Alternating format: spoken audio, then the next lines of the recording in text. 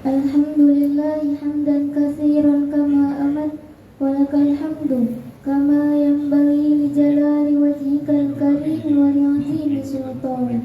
Subhanaka la uhsi sana'an 'alaika anta kama asnaita 'ala nafsi. Asyhadu an la ilaha illallah wa asyhadu anna Muhammadar Rasulullah. Allahumma shalli ala sayyidina Muhammadin wa ala alihi wa sahbihi ajma'in. Amma ba'd. Puji syukur hanyalah milik Allah Subhanahu wa ta'ala. Salawat dan salam selalu teriring kepada junjungan kita baginda Nabi Muhammad sallallahu alaihi wasallam beserta keluarga dan para sahabatnya. Mudah-mudahan kita digolongkan ke dalam golongan yang berhak mendapatkan syafaat Rasulullah di dunia dan akhirat nanti. Amin ya rabbal alamin. Duduknya saya di sini, saya ingin menjelaskan sedikit dari kitab Tafsiratul Ahkam. Bismillahirrahmanirrahim. Lalu di dalam kitab Tafsiratul Ahkam ini menjelaskan tentang ringkasan perbedaan pendapat antara pendapat jumhur ulama dan pendapat Imam Abu Hanifah tentang bacaan Fatihah di dalam salat, di mana Syekh Ali As-Sabuni menyajikannya di dalam kitab ini dengan secara jelas. Apa kata Syekh Ali As-Sabuni?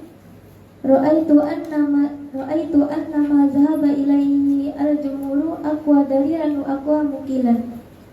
Aku melihat, kata Syekh Ali As-Sabuni, bahwasannya pendapat jumhur ulama itu lebih kuat dalilnya dan lebih kokoh apa yang dikatakannya. Kenapa?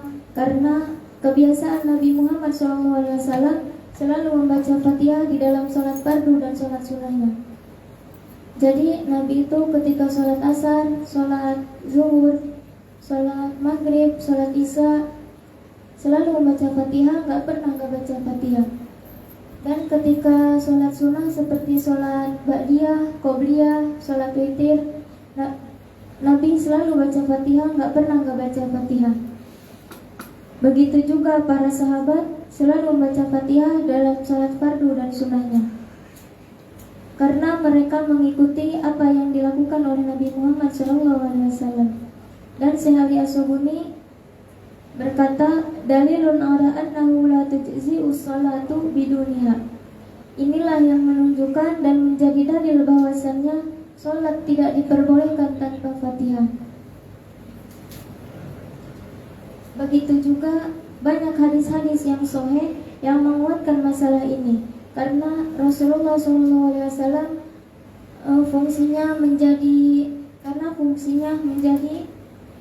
karena Rasulullah SAW fungsinya sebagai penjelas makna-makna dari Al-Quran.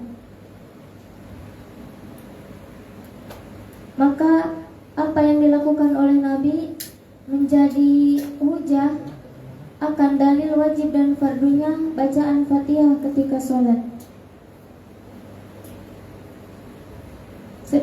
Begitu juga jumhur ulama berpegang kepada hadis yang diriwayatkan oleh Muslim dari Abi Qatadah bahwasannya dia berkata, karena Rasulullah SAW yusalli bina fayaqra'u fi dhuhri wal asri fi rak'ataini al-awwalaini bi Fatihatil kitabi wa surataini wa yusmi'una al-ayata ahyanan wa kana yutawilu fi rak'atil ula min adh-dhuhri wa yuqassiru thaniyata wa kadzalika fi subhi. Adanya Rasulullah ketika sholat bersama kami dalam sholat zuhur dan asar, pada 2 rakaat yang pertama beliau membaca Fatihah dan 2 surat. Jadi ketika sholat asar dan sholat zuhur, pada 2 rakaat yang pertama, yaitu rakaat pertama dan kedua, Nabi membaca Fatihah dan surat. Dan beliau juga memperdengarkan kadang-kadang sebuah ayat. Dan adanya Rasulullah memanjangkan pada rakaat yang pertama dan memendekkan pada rakaat yang kedua pada sholat zuhur. Jadi Rasulullah itu ketika sholat zuhur, pada rakaat yang pertama beliau membaca surat yang panjang dan pada rakaat yang kedua beliau membaca surat yang pendek. Begitu juga beliau melakukan dalam sholat subuh. Dan disebutkan juga dalam sebuah riwayat, wa yaqra'u fi rak'ataini al-akhiraini bi Fatihatil Kitabi. Dan beliau juga membaca surat Al-Fatihah pada 2 rakaat yang akhir, yaitu rakaat ketiga dan rakaat keempat. Lalu Imam At-Tabari berkata, yuqra'u bi ummil Qur'ani fi kulli rak'atin. Dibacakan surat Al-Fatihah pada setiap rakaat. Fa in lam yuqra' biha lam yajuzu illa mithlu hadhil Qur'ani adada ayatiha wa hurufiha. Dan jika tidak dibacakan surat Al-Fatihah tadi ketika sholat, maka tidak diperbolehkan kecuali dengan sepertinya dari Al-Quran, entah itu ayat, entah itu jumlah ayat-ayatnya dan huruf-hurufnya. Itu harus sama seperti surat Al-Fatihah.